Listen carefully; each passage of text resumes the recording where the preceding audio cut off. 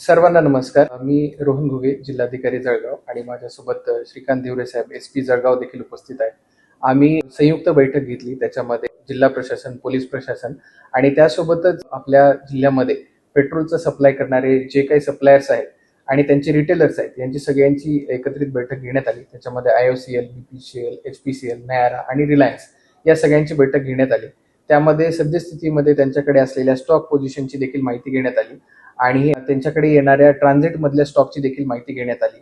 त्यासोबतच मागच्या वर्षीची काय परिस्थिती होती, ह्याच महिन्यांमध्ये आता पेरणीचा सीझन आहे आणि त्याच्यासाठी जमीन तयार करण्याची पूर्ण कार्यवाही चालू आहे आणि त्याच्यासाठी मागच्या वर्षी देखील सिमिलर प्रकारची डिमांड होती. परंतु जर आपण बघितलं तर पेट्रोल आणि डिझेलच्या कंपॅरिझन मध्ये पेट्रोलचा स्टॉक हा सगळ्या IOCL, BPCL, HPCLच्या सगळ्या सेल्समध्ये आणि रिटेल्समध्ये सगळीकडे व्यवस्थितपणे उपलब्ध आहे. जर आपण बघितली तर आजची जी पेट्रोलची डिमांड होती ती 921 स्केलची होती आणि त्याच्या अगेन्स्ट 1338 स्केल म्हणजे किलो लिटरचा सप्लाय सध्या आपल्याकडे उपलब्ध आहे आणि ट्रान्झिटमध्ये म्हणजे येणारा सप्लाय जो आहे तो 747 किलो लिटरचा आहे.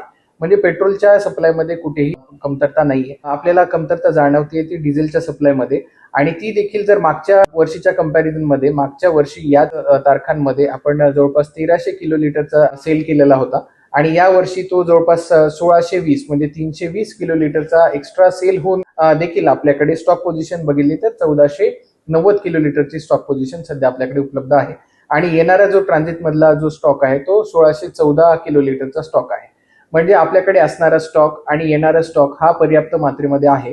परंतु अफवांवरती विश्वास ठेवून काही लोक पॅनिक बाईंग करताना दिसून येत आहेत आणि या पेट्रोल आणि डिझेलचा स्टॉक करून ठेवत असताना दिसून येत आहेत. त्यामुळे काही पेट्रोल पंपावरती डिझेल संपल्याच्या घटना आमच्या निदर्शनास आलेल्या आहेत आणि त्या ठिकाणी मग रांगा लागणे आणि त्यानंतर जिथे पेट्रोल डिझेल उपलब्ध आहे अशा पेट्रोल पंपावरती सगळा पूर्ण लोड डायव्हर्ट होतोय आणि तिकडे मग रांगा लागण्याचे चित्र आपल्याला दिसून येत आहे. तर माझं नागरिकांना आव्हान असेल की आपण पॅनिक बाईंग करू नये.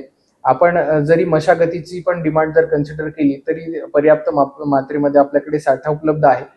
काही काही रिटेलर्स कडून आपल्याला जेव्हा माहिती घेतल्याच्या नंतर कळालं की जे साठा तो 4-4 दिवस सेल करत होते तो साठा ते आता 4 तासांमध्ये सेल करत आहेत. अशा प्रकारची इतकी मोठी पॅनिक बाईंग सध्या लोकांमध्ये सुरू आहे.